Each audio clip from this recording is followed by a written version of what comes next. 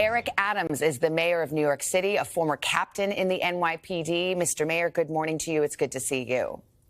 Good morning. Good seeing you as well. I'm sure you've been updated through the night by the NYPD on its investigation. Are there any developments? Is there any further information you can share with our viewers this morning?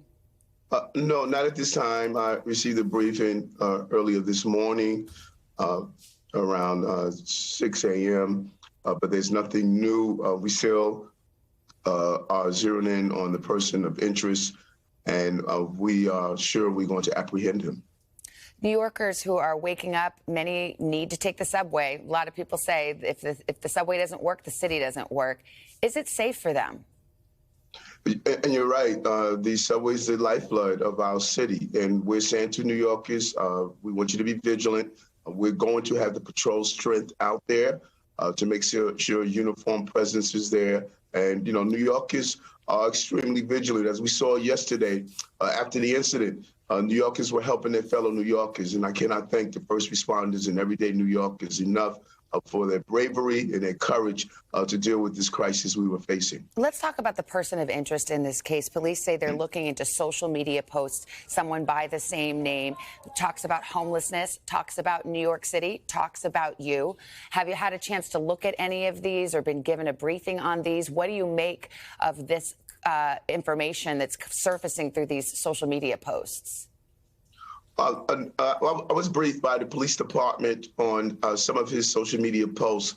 I think that when you look at people who have engaged in social media all day, make these posts, he appears to be all over the place, according to the briefing. And I just think that we need to focus on his apprehension at this time. And the police department are going to use those posts and all the evidence that we are gathering, not only to apprehend him, we also must make sure that he's prosecuted. And that is why we're extremely delicate about the information and the evidence that we're releasing at this time.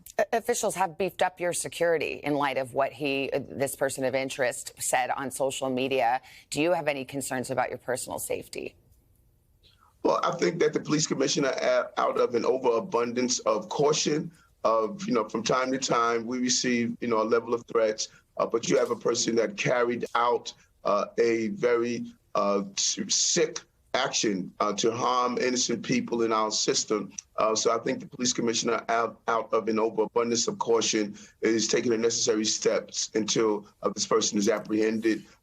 This person of interest is brought in. As you know, the camera at this particular train station was not working at the time. There were no uniformed officers at the time. And the New York Times reports a witness is saying even a police officer who responded to the scene, his radio wasn't working. So he had to ask others to call 911 for help. How frustrating is this for you? And how do you explain those failures? Well, the MTA controls the camera system. We have been cooperating with the MTA to find out what went wrong, if it was a feed problem or what was the problem. And they have been extremely cooperative. We want to zero in on what the problems are because it's imperative for cameras to operate. The transit system is a very complicated system when it comes down to the use of technology. We just upgraded to having Wi-Fi a few years ago with some of the stations, but because of the thick walls, because it's underground, from time to time there is a malfunctioning, but it doesn't happen often. I was a former transit cop. During the days when I was a transit cop, it was well known that your radio didn't operate, but we have gotten much better. And I'm a little surprised to find out that we had a radio that was inoperative. And we will look into that because we always want to improve the technology so that we can respond to these emergencies. And finally, Mr. Mayor, the crime rate in this city in March was up over 37% from a year ago. Shootings are up 16%. We've seen brutal crimes. I think of the young lady who was pushed into the oncoming train in the subway station. You've made this a priority, improving public safety, but level with New Yorkers. How long before they actually start seeing these policies work and the crime rate come down? This is a crucial for me. It's so important. As I stated, public safety and justice, they are the prerequisite to prosperity. I say over and over again, I'm a hard grader myself. I think we got an eye in progress. There's some serious things we are doing. Number one, to stop the feeders of crime.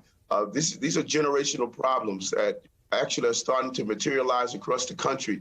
We're watching the increase of gun violence and other violence all across the country.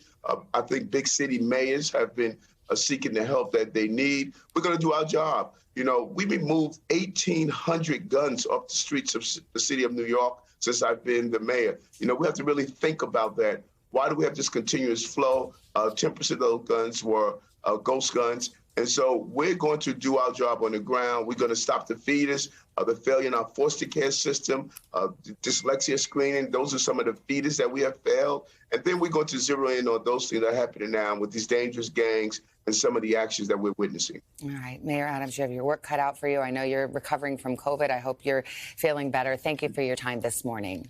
Thank you. Take care. Thank you. Hey, thanks for watching our YouTube channel. Find your favorite recipes, celebrity interviews, uplifting stories, shop our favorite deals, and so much more with the Today app. Download it now.